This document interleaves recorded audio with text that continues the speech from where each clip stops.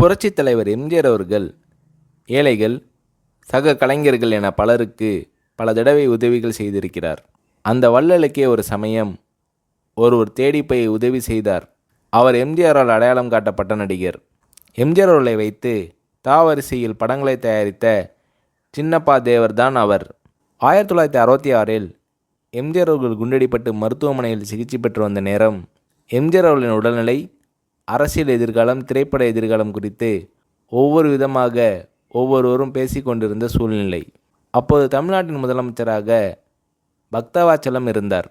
காங்கிரஸ் கட்சி தமிழ்நாட்டில் ஆட்சி நடத்தி வந்தது. மருத்துவமனையில் எம்ஜிஆர் அவர்களை பார்க்க வருகிறவர்களை போலீஸ் கண்காணித்து வந்த நேரம், தனக்கு ஒரு காலத்தில் உதவிய எம்ஜிஆர் அவர்களை சின்னப்பா தேவர் அடிக்கடி மருத்துவமனையில் சென்று பார்த்து எம்ஜிஆர் அவர்களின் நெற்றியில் திருநீர் பூசி ஆறுதல் கூறி வந்தார். ஒரு நாள் ஒரு பெருந்தொகையை எம்ஜிஆரிடம் கொடுத்து, முருகா, நான் அடுத்து எடுக்கவிருக்கும் 3 படங்களில் நீங்கள்தான் கதாநாயகன், அதற்கான முன்பணம்தான் இது என்று கூறினார் சின்னப்பா தேவர். தேவர் அவர்களின் இந்த செயல் எம்ஜிஆர் அவர்களை கண்கலங்க செய்தது, நெகிழ வைத்தது.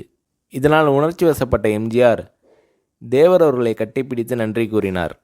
மருத்துவமனையிலிருந்து நான் பிழைத்து வருவனா மாட்டேனான்னு தெரியல, அப்படி இருந்தும் என்னை நம்பி பணம் கொடுத்துருக்கீங்கன்னா உங்கள் முருகனே என்னை காப்பாற்றி உங்கள் படத்தில் நடிக்க வச்சிடுவான் என்று புது தெம்புடன் கூறினார் மக்கள் திலகம் எம்ஜிஆர்.